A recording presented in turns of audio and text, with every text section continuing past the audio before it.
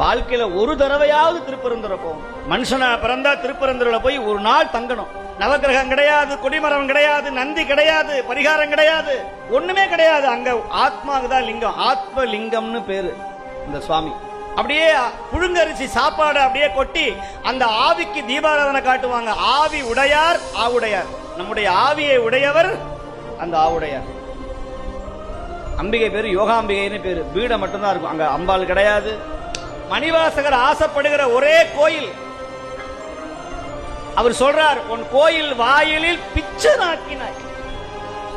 எந்த கோயில்ல?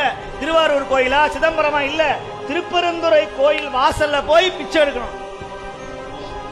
திருவாவூடுதுறை ஆதீனத்திற்கு ஆட்சிக்கு உட்பட்ட ஆலயம். அந்த சுவாமி கோயில்ல நம்முடைய சன்னிதானம் அவர்கள் நிறைய திருப்பணிகள் செய்து இப்ப விழாவை ரொம்ப சிறப்பாக நடத்தி கொண்டு வராங்க. சில பேர் அமாவாசை கிரிவலம் போறவங்க இருக்கிறாங்க, பௌர்ணமி தான் போவான். ஆனா திருவண்ணாமலை சில பேர் இருக்காங்க, சித்தர்கள் அமாவாசைக்கு தான் போவாங்க.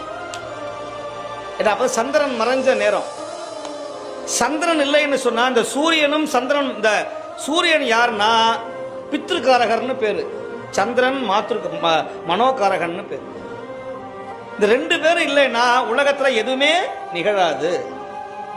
சூரிய பகவான் இருந்து வாங்குற ஒளியை சந்திர பகவான் குளிர்ச்சியா தர்றார். சந்திர பகவான் மட்டும் இல்லைன்னா, சரி சார் நிலா இருந்தா என்ன இல்லாம இருந்தானே, நிலா மட்டும் இன்னைக்கு ஒரு நாள் இல்ல பூமி வெடிச்சு போயிடும். நிலா இல்லைன்னு சொன்னால் நிலாவுக்கும் பூமிக்கும் ஒரு கனெக்ஷன் இருக்கு. அமாவாசை பௌர்ணமியை கடல் கொந்தளிக்கும். அது ஏன் வருது? சந்திரனுடைய ஒளி அந்த காந்தம் படப்படதான் இந்த பூமி இங்க சுத்துதான். இப்ப சந்திரன் இல்லைன்னு சொன்னா பூமி இங்க கிடையாது. அப்ப சந்திரனுக்கும் பூமிக்கும் நிறைய தொடர்பு இருக்கிறது. திருவண்ணாமலை கிளிக்கோபுரத்துல ஏறி நின்று உடம்பெல்லாம் அழுகி சீல் வழிந்து ஓட்டையா போன போது இனிமே வாழ்ந்து பயனில்லை என்ற அருணகிரி சுவாமிகள் அந்த கோபுரத்திலிருந்து கீழே விழும்போது முருகான்னு சொல்லலையா, தரையில வந்து விழுந்து தலை வெடிச்சு செதறி சாக போறோம்னு தெரிஞ்சு அந்த நேரத்துல முருகா அப்படின்னாரா. எங்கிருந்தோ ஒரு வேலும் மயிலும் வந்து அவரை காத்து நின்று தலையை தாங்கி பிடிச்சது. என்ன அருணகிரி சௌக்கியமா? நீ யாரு? உன்னை பார்த்ததே கிடையாது. நான் தான் பன்னிரு கரத்தன், ஆறுமா முகத்தன், பச்சை மயில் வாகனன், பன்னிரு தோழன், என்னை அறியவில்லையா அப்பனேன்னு கேட்டார்.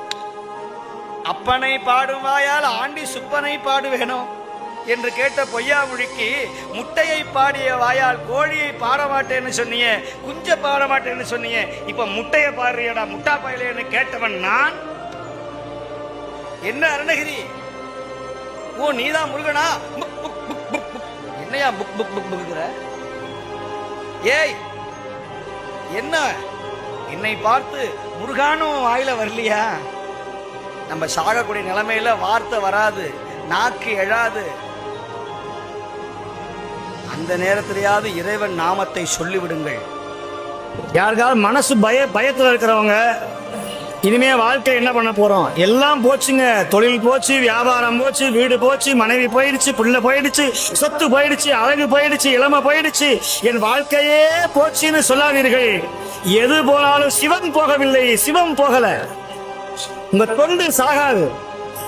அந்த தொண்டு இருக்கிற வரையிலும் கடைசி நிமிஷம் கூட எப்படி கர்ணனை கடைசி நிமிஷம் வரைக்கும் தர்மம் காப்பாற்றியதோ அந்த மாதிரி நீங்க செய்த தொண்டு காப்பாற்றணும்னு சொன்னால் அதற்கு மனத்துணை நாதருடைய அருள் உங்களுக்கு தேவை.